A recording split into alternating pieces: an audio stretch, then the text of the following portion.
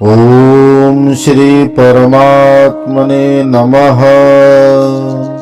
वक्रतुंड महाकाय सूर्यकोटि समप्रभ निर्विघ्नं कुरु मे देव सर्वकार्येषु सर्वदा। गुरुर्ब्रह्मा गुरुर्विष्णु गुरुर्देवो महेश्वरा। गुरुर्साक्षात् परब्रह्म तस्मै श्री गुरुवे नमः। नारायण नमस्कृत्यं नरं चैव नरोत्तमं देवीं सरस्वतीं व्यासं ततो जयमुदीरयेत्। गीताशास्त्रमिदं पुण्यं यः पठेत् प्रयतः पुमान् विष्णुः पदमवाप्नोति भयशोकादिवर्जितः। ओम नमो भगवते वासुदेवाय। सभी को ओम नमो नारायण। श्रीमद् भगवद गीता की चर्चा करते हुए हम यहाँ 9वें अध्याय की चर्चा कर रहे हैं, जहाँ भगवान अर्जुन को भगवत भजन के प्रभाव के बारे में बता रहे हैं। भगवान कहते हैं कि यदि कोई दुराचारी व्यक्ति भी भगवान नामों का शरण लेता है, भगवत भजन करता है, तो वह भी उसी क्षण पापों से मुक्त हो जाता है। सदाचारी व्यक्ति के और दुराचारी व्यक्ति के दोनों के द्वारा किए गए भजन में कोई भी विषमता नहीं होती। दोनों एक से फल देने वाले ही होते हैं। 32वें श्लोक में भगवान कहते हैं, मां हि पार्थ व्यपाश्रित्य ये अपि स्युः पापयोनयः स्त्रियो वैश्यास्तथा शूद्रस्ते अपि यान्ति परां गतिम्। इस श्लोक में भगवान पाप योनियों के बारे में बता रहे हैं। पूर्व जन्म के पाप के कारण चांडाल आदि योनियों में उत्पन्न प्राणियों को पाप योनि माना गया है। शास्त्रानुसार जिन जातियों का संस्कार हिंसा तथा नीच कर्म के ही बने हो, जैसे कि भील, यव्वन, मलेच्छ, चांडाल, कसाई आदि, इनकी जीविका पाप कर्म के द्वारा ही चलती है। इसलिए कुल परंपरागत इनके परिवार में उन्हीं कर्मों का क्रियान्वयन होता है जिनमें पाप निहित हो। यहाँ भगवान कहते हैं कि ऐसे पाप योनियों में जन्म लेने के पश्चात भी यदि कोई पूर्ण निष्ठा से मेरा भजन करता है तथा मेरी शरणागति आता है, वह सर्वथा पाप मुक्त हो जाता है और मेरे शरणागत आए हुए उस भक्त को मेरी प्राप्ति हो जाती है। उदाहरणार्थ इस कलयुग के ही एक भक्त हुए सदन कसाई, जो अपनी परंपरा परिवार के व्यापार को ही आगे बढ़ाते हुए कसाई का काम करते थे। उनके पास एक शालिग्राम पत्थर था, परंतु उन्हें शालिग्राम की महिमा नहीं पता थी, इसलिए वह उन शालिग्राम पत्थर को मांस तोलने के कार्य में लगाते थे। परंतु पूर्वजन्म के संस्कार अथवा भगवत कृपा से उनके भीतर भगवत भजन करने की तथा भगवान के संकीर्तन करने की प्रवृत्ति बन गई। वह इतने भावपूर्ण तरीके से भगवान का भजन गाते थे कि शालिग्राम शिला में साक्षात श्री हरि का वास हो गया। परंतु जब किसी ब्राह्मण ने उस शालिग्राम पत्थर को ऐसी दुर्दशा में देखा तो सदन कसाई को भला बुरा कहकर वो शालिग्राम पत्थर अपने साथ ले गया। उन्हें अच्छे से स्नान कराया, तिलक कराया, भोजन भोग आदि कराकर शयन कराया। तो रात्रि में ठाकुर जी उस ब्राह्मण के स्वप्न में आए और कहने लगे कि मुझे वापस वहीं ले जाकर छोड़ो। तब दूसरे दिन प्रातः वह ब्राह्मण उस शालिग्राम जी को सदन कसाई के पास वापस लेकर आया और उसे भगवत महिमा के बारे में, शालिग्राम जी के बारे में बताया। और जब सदन कसाई को शालिग्राम शिला का महत्व पता चला तो उनके नेत्रों से अश्रुधारा बहने लगी कि अनजाने में उनके द्वारा कितना बड़ा पाप हो गया कि भगवत रूप शालिग्राम शिला से वह मांस तोलते रहे। उसी क्षण उन्होंने हिंसा का परित्याग कर दिया और भगवत भजन में लीन हो गए। इस श्लोक में स्त्रियों का भी उदाहरण भगवान देकर कहते हैं कि यदि कोई स्त्री भी मेरी शरणा संपन्न होती है तब भी मैं उन्हें प्राप्त होता हूँ। इस कलयुग में मीराबाई श्रेष्ठतम उदाहरण है, जिन्होंने बालपन में ही भगवान को अपने पति रूप में स्वीकार कर लिया था तथा भक्ति की और भगवान भजन की ऐसी पराकाष्ठा हुई कि अंतिम समय में मीराबाई सशरीर भगवान श्री कृष्ण के श्री विग्रह में समा गई। ऐसे ही भगवान वैश्यों के बारे में भी कहते हैं। ब्रह्म वैवर्तक पुराण में समाधि नाम के वैश्य की कथा आती है, जिसे स्त्री पुत्र ने धन के लोभ में घर से निकाल दिया था। वे वन में चले गए। वहां उन्हें सूरत नाम के राजा से भेंट हुई, जिन्हें उनके मंत्रियों ने, सेनापतियों ने तथा स्वजनों ने धोखा दिया था। उन दोनों की अवस्था एक सी थी। दोनों ने भगवती का आश्रय लिया और उस वन में 3 वर्ष तक भगवती की आराधना करके उन दोनों को भगवती के दर्शन प्राप्त हुए। राजा सूरत को राज्य प्राप्त हुआ तथा समाधि वैश्य को ज्ञान प्राप्त हुआ। भगवान कहते हैं, ऊंची नीची जाति के कारण होने वाली विषमताओं का परमात्मा के लिए कोई महत्व नहीं है। भगवान के कथन का यहाँ यही अभिप्राय प्रतीत होता है कि जिन जातियों को समाज में हीन समझा जाता है, छोटा समझा जाता है, जैसे स्त्री, वैश्य, शूद्र आदि, उन सभी में मेरी कोई भेद बुद्धि नहीं है। जो कोई भी मेरी शरण ग्रहण कर मेरे नामों का संकीर्तन करता है, मेरा आश्रय लेता है, मैं उसका हो जाता हूँ। साक्षात परमेश्वर को प्राप्त हो जाना ही परम गति को प्राप्त होना है। अभिप्राय यह है कि उपर्युक्त प्रकार से भगवान की शरण ग्रहण करने वाले स्त्री पुरुष किसी भी जाति के क्यों न हो, उनको भगवान की प्राप्ति हो ही जाती है। 33वें श्लोक में भगवान कहते हैं, किम पुनर्ब्रह्मणाः पुण्य भक्ता राजर्यसस्तथा अनित्यम सुखम लोकमीमं प्राप्य भजस्व माम्। फिर इसमें तो कहना ही क्या है।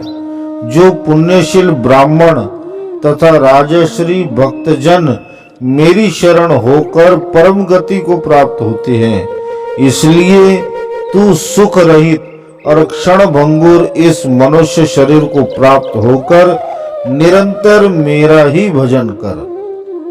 यहाँ भगवान का आशय ऐसा है कि भगवान कहते हैं कि समाज की नजरों में जो नीच जातियां हैं, पाप योनियां हैं, वह भी जब मेरा भजन कर और मेरी शरणागति ग्रहण कर परम पद को प्राप्त हो सकती है। तब फिर जिनके आचार और व्यवहार संस्कार परंपरागत शुद्ध होते हैं, ऐसे ब्राह्मण कुल में उत्पन्न हुआ मनुष्य और राजर्षि मेरी शरणागति प्राप्त कर परम पद को प्राप्त हो जाए तो इसमें कोई संशय नहीं। इस श्लोक में पुण्या पद के द्वारा उन राजाओं को दर्शाया है जो राजकुल में उत्पन्न होने पर भी ऋषियों जैसे शुद्ध स्वभाव और उत्तम आचरण वाले होते हैं। उन्हीं को यहाँ भगवान राजर्षि कहते हैं। इस प्रकार के राजर्षियों का हमारे पुराणों में वर्णन है। जैसे राजा जनक राजकुल में उत्पन्न होने के पश्चात भी ब्रह्मनिष्ठ थे, इसलिए उन्हें राजर्षि कहा जाता था। राजा अम्बरीश की कथा आती है जहां उन्होंने भगवत प्रीत्यार्थ 1 वर्ष की एकादशी व्रत का नियम लिया और जब वे उस एकादशी व्रत का पारायण करने वाले थे उस समय दुर्वासा मुनि आए। राजा ने दुर्वासा मुनि को भोजन का निमंत्रण दिया। दुर्वासा मुनि स्नान करने चले गए। स्नान करते करते दुर्वासा मुनि को बहुत देर हो गई और यहाँ राजा के व्रत पारण की तिथि निकली जा रही थी। राजा निर्जल व्रत रखते थे, इसलिए ब्राह्मणों ने परामर्श दिया कि यदि आप भगवान का चरणामृत ग्रहण कर लोगे तो आपका व्रत टूट भी जाएगा और चरणामृत ग्रहण करने से कोई दोष भी नहीं लगेगा। और जिस समय राजा ने वो चरणामृत ग्रहण किया उसी समय दुर्वासा मुनि आए। उन्होंने देखा कि राजा ने अपने व्रत का पारण कर लिया है तो क्रोध में आकर दुर्वासा मुनि ने राजर्षि अम्बरीश के ऊपर कृत्या छोड़ी। भगवान का सुदर्शन चक्र सदैव ही राजा अम्बरीश की रक्षा में तत्पर था। कृत्या के आते ही सुदर्शन चक्र प्रकट हुआ और कृत्या को भस्मीभूत कर दिया तथा वही सुदर्शन चक्र दुर्वासा मुनि जी के पीछे लगा। तीनों लोकों में दुर्वासा मुनि उस सुदर्शन चक्र से अपने प्राण बचाते बचाते दौड़ने लगे। भगवान शिव के पास गए, उन्होंने भी रक्षा करने से मना कर दिया। ब्रह्मा जी के पास गए, उन्होंने भी मना कर दिया। जब नारायण के पास पहुंचे और नारायण को कहा कि हे प्रभु, आपका यह सुदर्शन चक्र मेरे प्राण लेना चाहता है, मेरी रक्षा करें, तब नारायण ने कहा कि हे ऋषिवर, यह सुदर्शन चक्र मैंने आप पर नहीं छोड़ा है, आपके द्वारा राजा अम्बरीश का जो अनादर हुआ है उसी के कारण यह सुदर्शन चक्र आपके पीछे लगा है। इसे इस समय मैं शांत नहीं कर सकता क्योंकि मैं सदैव अपने भक्तों के अधीन हूँ, मेरी स्वतंत्रता नहीं है। भगवान ने कहा, अहम भक्त पराधीनो न स्वतंत्र हिव द्विज। तब दुर्वासा मुनि पुनः राजा अम्बरीश के पास गए और राजा अम्बरीश की प्रार्थना पर वो सुदर्शन चक्र शांत हुआ।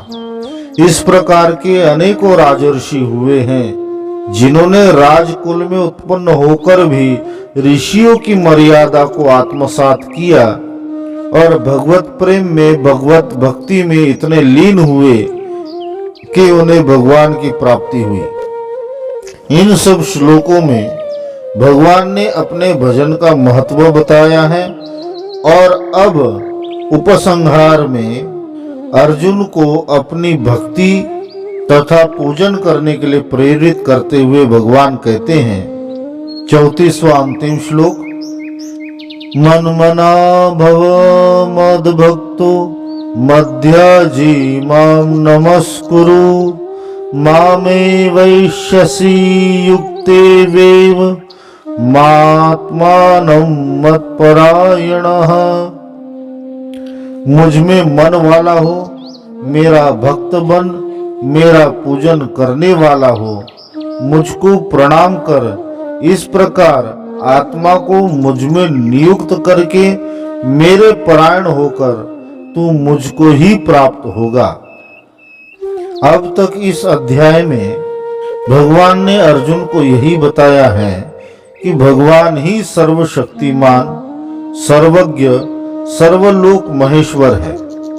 वह सर्वातीत भी है, सबके भीतर भी है, सबके बाहर भी है, साकार भी है, निराकार भी है, सगुण भी है, निर्गुण भी है, सबसे भिन्न भी है और प्रेम स्वरूप भी है। इस प्रकार इस अध्याय में भगवान ने अपने गुण, प्रभाव, तत्व और रहस्य के बारे में परिचय दिया है। भगवान यहाँ अर्जुन को कहते हैं कि हे अर्जुन, तू मुझ में मन वाला हो।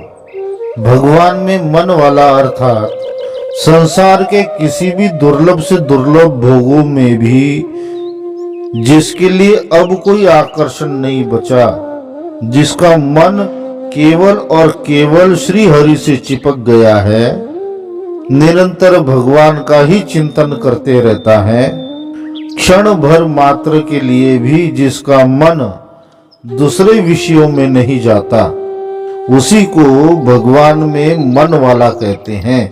भगवान अर्जुन को कहते हैं कि तू भी इसी प्रकार अपने मन को बना ले। साथ ही कहते हैं मेरा भक्त बन।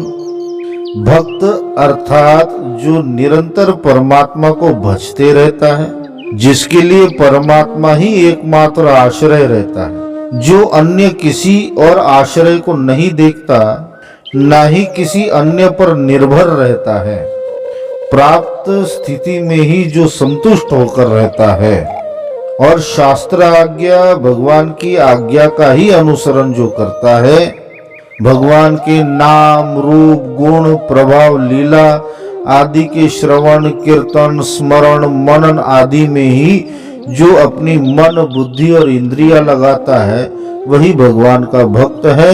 भगवान अर्जुन को कहते कि हे अर्जुन, तू भी इन सब गुणों को अंगीकार कर। नमन 3 प्रकार से होता है। तन का नमन अर्थात हाथ जोड़कर दंडवत प्रणाम करना। मन का नमन अर्थात अपने अहंकार को प्रभु चरणों में समर्पित कर देना। और धन का नमन अर्थात अपना सर्वस्व श्री हरि के अर्पण कर देना।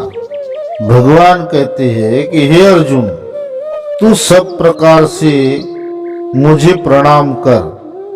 तन से, मन से, धन से, तीनों प्रकार से जब तू मुझे प्रणाम करेगा तभी तेरी शरणागति पूर्ण होगी, और जब शरणागति पूर्ण होगी उसी समय तू संपूर्ण विषादों से मुक्त हो जाएगा। परमात्मा के साकार या निराकार स्वरूप, भगवान की श्री विग्रह, भगवान का चित्र, उनके चरण, चरण पादुका अथवा चरण चिन्ह, भगवान के तत्व, रहस्य, प्रेम, प्रभाव और लीला माधुर्य व्याख्यान करने वाले भगवान के ग्रंथ, उनके कथा भजन सुनाने वाले आचार्य, माता पिता, ब्राह्मण, गुरु, साधु, संत और महापुरुषों को तथा विश्व के समस्त प्राणियों को भगवान का ही स्वरूप समझकर या अंतर्यामी रूप से उनको सब में व्याप्त जानकर श्रद्धा भक्ति सहित मन, वाणी और शरीर के द्वारा यथा योग्य प्रणाम करने को अर्जुन को यहाँ भगवान कहते हैं। और इस प्रकार से जो मनुष्य करता है वह इसी मनुष्य शरीर में ही भगवान का प्रत्यक्ष साक्षात्कार करता है। भगवान को तत्व से जानकर उनमें प्रवेश कर जाना अथवा भगवान के दिव्य लोक में जाना, उनके समीप रहना अथवा उनके जैसे रूप आदि को प्राप्त कर लेना, ये सभी भगवत प्राप्ति हैं। यहाँ 9वां अध्याय समाप्त होता है। ओम तत्सदिति श्रीमद्भगवद गीता उपनिषत्सु ब्रह्म विद्यायां योग शास्त्रे श्री कृष्ण अर्जुन संवादे राज विद्या राज गुह्य योगो नाम 9मो अध्यायः। ओम नमो भगवते वासुदेवाय। हरि ओम तत्सत, हरि ओम तत्सत, हरि ओम तत्सत।